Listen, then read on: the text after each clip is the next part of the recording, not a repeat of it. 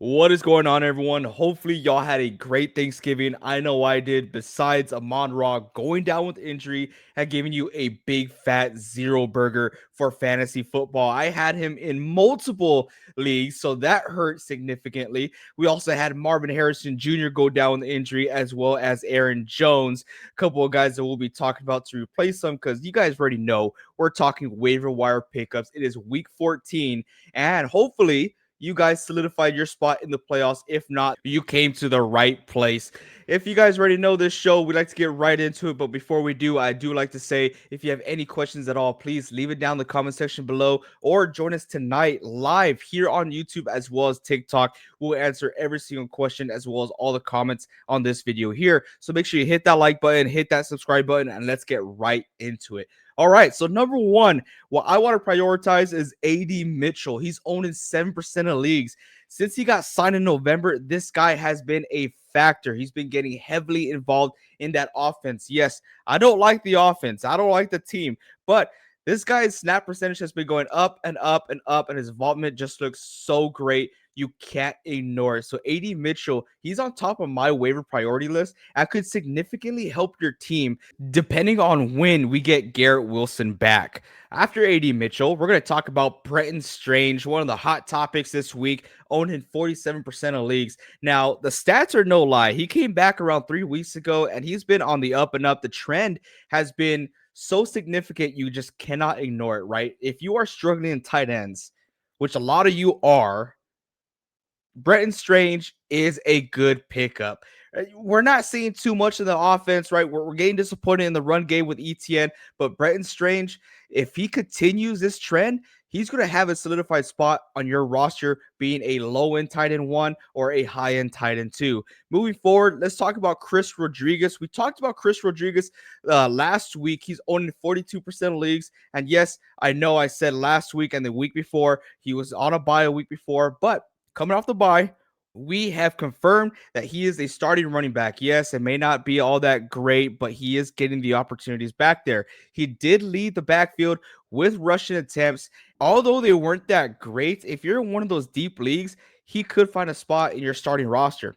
After Chris Rodriguez, we're going to talk about another Chris. This is a guy who I got frustrated with throughout the season. Still frustrated with him. Chris Godwin, owning 56% of leagues. Kind of shocked that he's only owning 56% of leagues, but I could understand why it is super frustrating this year owning Chris Godwin. I took a chance on him, and I really wish I did not because I would much rather have the extra bench spot than having him sit down there all season long. But he's back. It looks like he's starting to get healthier. His snap percentage is a lot higher than last week, and I expect it to get higher from there. And another thing to look out for is that he was second in targets right behind Emeka, but did lead the team as far as Yak. After Chris Godwin, we're going to talk about a quarterback if you guys are in need of a quarterback this season, which plenty of you all do need a quarterback, especially myself having Justin Herbert. We're going to pick up Jacoby Brissett, owned in 53% of leagues. In the past 5 weeks, he has not had a performance under 18 fantasy points. That's pretty big. The main reason there is because they pass the ball a lot. They're playing the catch-up game, right? He's only had one game in the past 5 weeks under 40 passing attempts. Yes, that's a lot of room for opportunity, but also a lot of room for error. I like the opportunity part. 18 fantasy points at a minimum. Sign me up. I'm going to go ahead and pick up Jacoby Brissett. He should be a very high priority for you if you are in need of a quarterback. Now we're going to talk about another tight end. We're going to talk about Darren Waller, owned in 37% of leagues. Yes, I know he's not coming off the greatest game, but he only played a fraction of the snap percentage. He's going to get back involved in this offense. We all hope so. We've seen it before. He's fun to watch in that offense. He's not a bad roster spot just in case something happens to your starting tight end. You want to have a backup plan, and Darren Waller could end up being a high-end tight end too for your fantasy team. Now we're going to go into our last guy. We're going to talk about Blake Corum. He should be last in your priority. He's owned 23% of leagues. He was on there because we did see Kyron Williams go down with an injury. Although we saw him come back and score a touchdown, he looks fine, but he could always re-aggravate that injury. He could always make it worse. He could always just go down. And we know if Kyron Williams goes down, Blake Corum will be the bell cow in that backfield. He will take over completely. And that Blake Corum would then be a must-start guy every single week, no matter what. So Blake Corum is a guy to look out for. He's owning 23% of leagues. If you have an extra roster spot, if you're going to the playoffs, this is a premium handcuff to have. And that's all we got for skills player. Now we're going to go ahead and enter our streaming defenses to give you the best possible matchup every single week to get you the most points possible.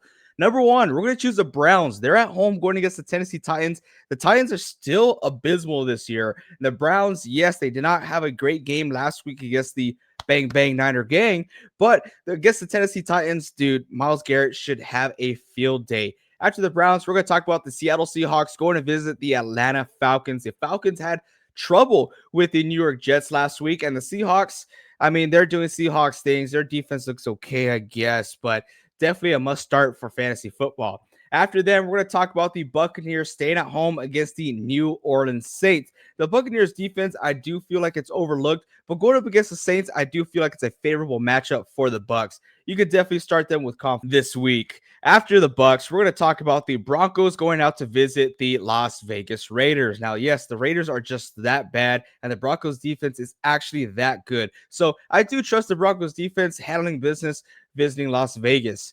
Now we're going to enter the Houston Texans going out and visiting the Chiefs. The Houston Texans are the best defense in the league so far. And going up against this Chiefs offense, they haven't really looked like themselves. The Texans will be more than capable of taking care of that and getting you some fantasy points this upcoming game.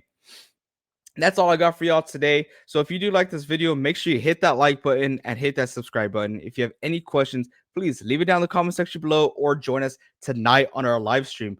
Or you can even join our Discord. The link is in the bio. We got plenty of people out there to help you answer any fantasy football questions. Or if you just want to talk football, we got plenty of people out there to do so. So hopefully we see you guys there, and hopefully we see you on the live stream tonight.